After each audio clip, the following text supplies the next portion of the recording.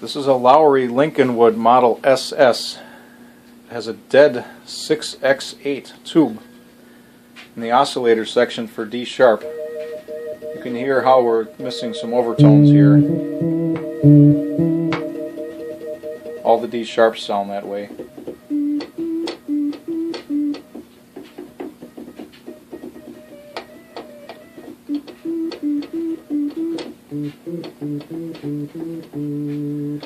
I know it's the tube because originally it was in A sharp, and some years ago I swapped it to D sharp because D sharp is a key that I use less until the day when I could replace the tube, and I never got around to buying a new tube until today. I was at the joint hamfest for the Milwaukee Area Amateur Radio Society and the Milwaukee Amateur Radio Club, or the Milwaukee Radio Amateurs Club, I should say. And I found a guy selling 6x8s. At least I hope that's what they are. The box is labeled 6x8. Very nice looking box. I managed to pick up 3 of these. He had 3 and I took all of them. I think he charged me $3 a pop for them. I don't know what the going rate is for a 6x8, but that seems fair. I did not bother to open the boxes and look at the hamfest. Box being in mint condition doesn't really indicate anything. But at least this one is an RCA tube. I could put it on the tube tester and verify that it works or doesn't work, but I don't think I'll bother. I think I'll just put it in and see what happens. This very well could be an original new old stock tube in the box. I have no way of knowing, I guess. I don't see any obvious defects. So I'll put it in and see what happens. Replacing this tube is going to be a major undertaking.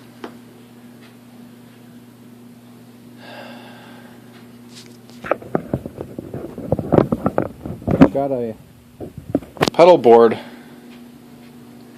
from a different organ stashed behind this organ right now. I don't think I can turn the light on here, so I have no way of showing the tubes back there, but there they are, sandwiched between there. I'm not sure if I can reach my hand in there and change out that tube,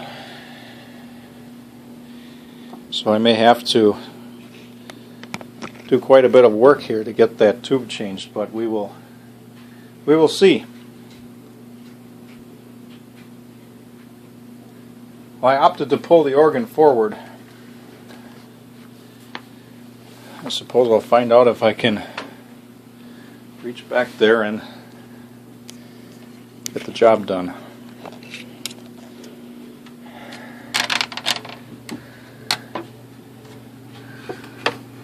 Somewhere down there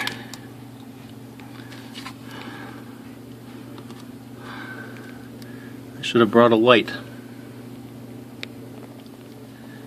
Somewhere down there is a D sharp oscillator section, and one of the 5 tubes needs to be replaced here. I guess I'll have to see if I can hang down in there and find it, and hopefully I find the right one.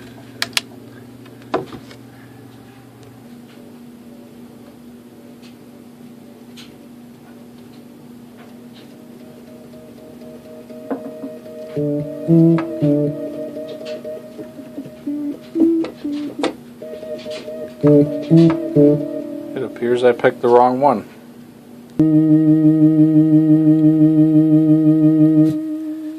That's very interesting. It took me a while to get because I actually had to change 2 tubes to make it work. Changing just one didn't solve the problem, which is very odd, I think. Now, excuse me, there was only one bad tube years ago when I first found this problem. So maybe one died in the interim, or maybe one took the other one out. I don't know. I don't know how these oscillators are wired. I guess I'll have to put these on the tube tester and see which one, if not both, are totally unusable. I don't know if you can see this. These are Lowrey branded tubes. Now, I would assume GE made them. I can make out made in USA and some numbers. I guess that looks like the last week of 1959 to me, but that could be wrong. I wonder I wonder if there's a giveaway on which manufacturer would have used a date code in printing like that. Not that it really matters. But I'm pretty positive that that Lowrey wasn't making tubes.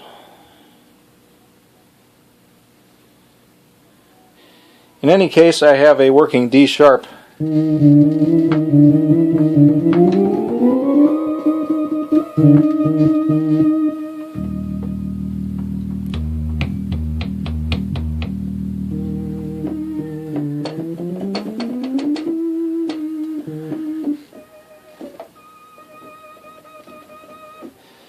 So now I can put the organ back, which is going to be much more difficult than pulling it out was.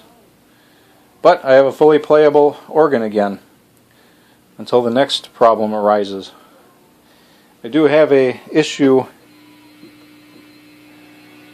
with noise when the expression pedal is all the way down, or swell pedal. I think you call it an expression pedal on here, I'm not sure.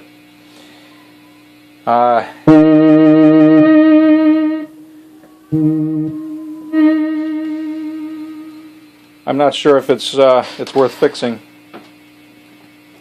and maybe it came from the factory like that. I have no idea. But that's the only remaining problem that I'm aware of. Other than the fact that I might not understand exactly how all of these stops work. But someday I will figure that out by process of elimination, I guess. And someday maybe I'll get a manual too. And that might explain something. But there it is. The MRAC/MAARS